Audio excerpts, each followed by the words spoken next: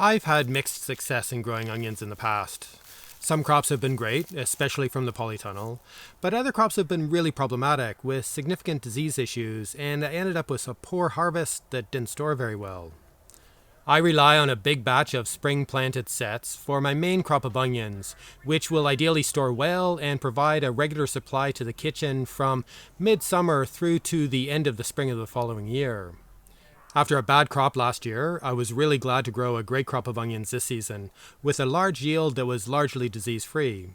But growing good onions is one thing, and of course the main part of the process, but drying them and allowing them to cure so that they will store well is another big part that I've struggled with in the past. And then there's the cleaning and processing of the onions and storing them in reasonable conditions so that there is a good chance that at least a few of them will still be edible up to 10 months later. I think I did all three of these things quite well this season, though there is always room for improvement.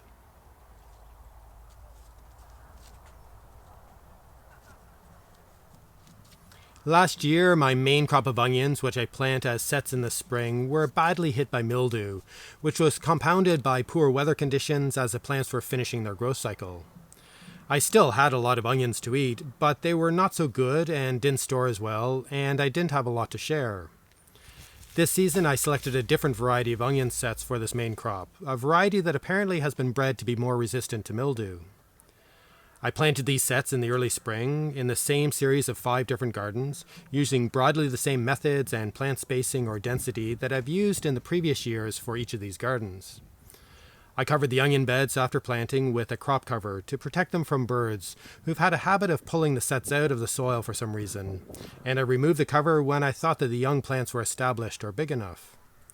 But shortly after removing the cover from the large batch of onions in the simple garden, a lot of the onion plants were damaged or bent over in one area, and it seemed as though a couple of large birds had trampled them for some reason. And there are always a few sets that don't grow for whatever reason. But beyond these issues, the onion plants grew well for the remaining of the season, and we were able to prevent any competition from weeds. As the bulbs of the plants began to swell, with a lot of them becoming quite big, I started to get worried about the wet weather we were experiencing at the time, and was concerned that mildew would once again be an issue. But thankfully there was no real sign of mildew or other diseases, and I assume this was because of the resistance within the variety that I used. But there could have been other factors this season, and unfortunately I didn't plant the other variety that I had had problems with in the past as a comparison, so I won't know for sure. Growing good onions is the first task, and undoubtedly the most important, but after that I need to be able to dry them properly, which in this Irish climate means finding a place under cover out of the rain. In the past, I've set up the harvested plants in an empty bed of the polytunnel, or strung them up from the polytunnel structure, but I didn't really want to occupy such valuable growing space this year, especially with so many onions to harvest. 2 years ago, I built a set of stacking racks lined with chicken wire, and this worked reasonably well as an outside drying space, but the plants were still exposed to the wind-driven rain, and a lot of the plants ended up lying on top of each other, so delayed their drying. Last year I had to trim off the leaves of all the plants as they were harvesting, as many of them were soaking wet, and I wanted to speed up the drying process, and I set them in trays under cover.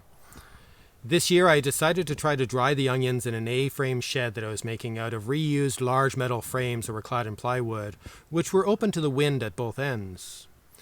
But this meant that I had to delay harvesting the onions for longer than I wanted while I worked to get the structure in place.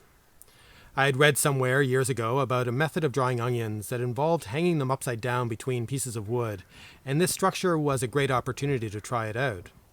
I fixed 2 rails to either side of the A-frame, and cut out a lot of other pieces of wood to span between the rails to serve as a cross rack. As I harvested the onions from each of the gardens, I hung them from the racks right away, so that I can minimize the moving and handling of the plants. I set out each line of onions on the previous row with their leaves hanging down, placed a new piece of wood up against the plants with just enough space for the stems, and then set each onion down so the bulb was resting on the 2 pieces of wood. In this way, I was able to make sure that each onion was barely touching its neighbors, and that there was plenty of air circulation between the leaves hanging below. I attached a piece of crop cover to the end of the shed towards the prevailing wind, in order to act as a partial rain screen, but to still allow a lot of air movement through the space, especially between the hanging leaves.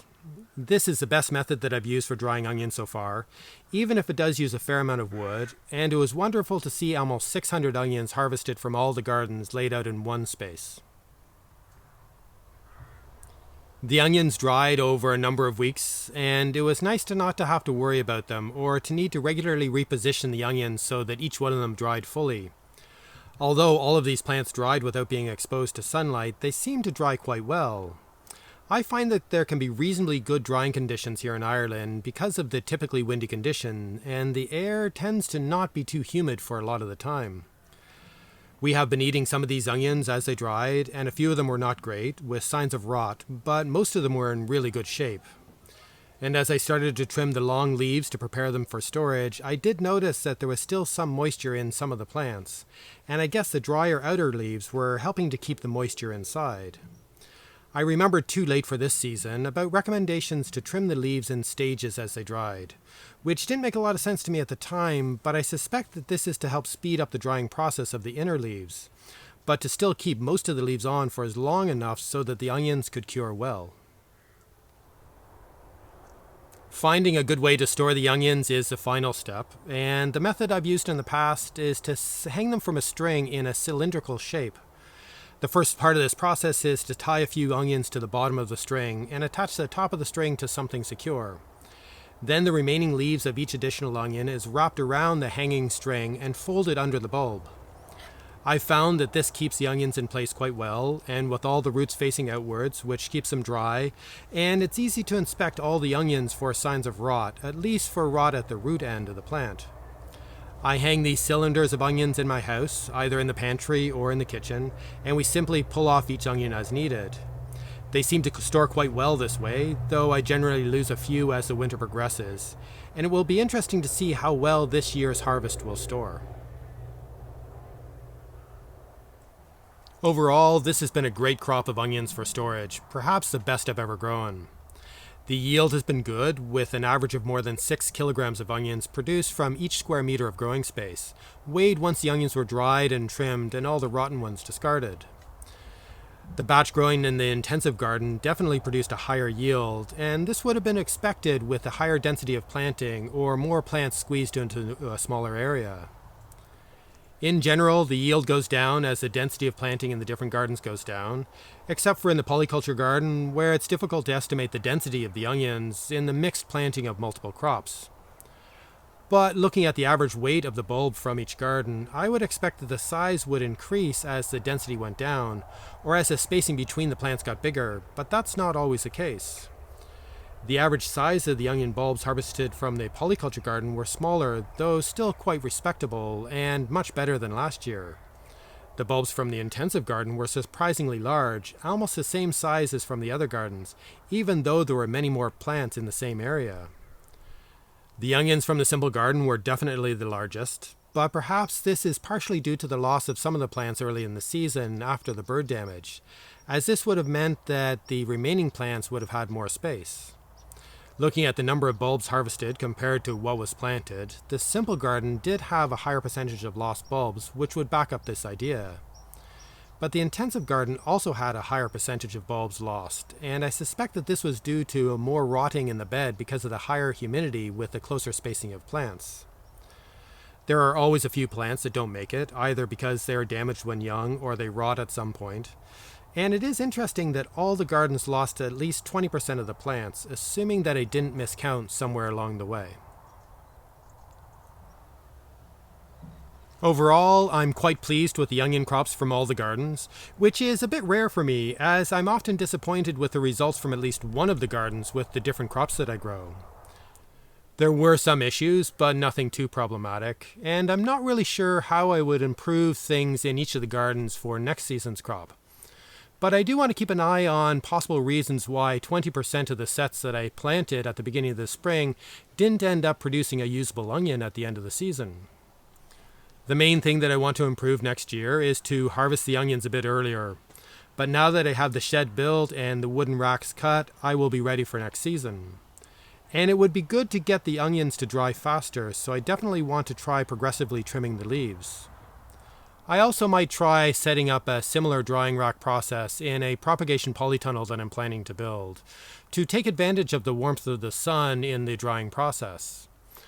It will be interesting to see how long this season's crop of onions will last in storage, but at least they seem to be off to a good start, and we have plenty of onions for the rest of the autumn, winter, and spring, and lots to share with neighbors. It's great to feel that I've had good success with growing and managing this important staple crop, and I hope that the harvest next year will be just as good, if not better, as I plan to repeat the same growing methods in each of the gardens. But I also want to develop the space to explore growing a number of different varieties, especially from seed, and it will be very interesting to see how these different varieties compare with the success that I've had with the variety that I grew this season.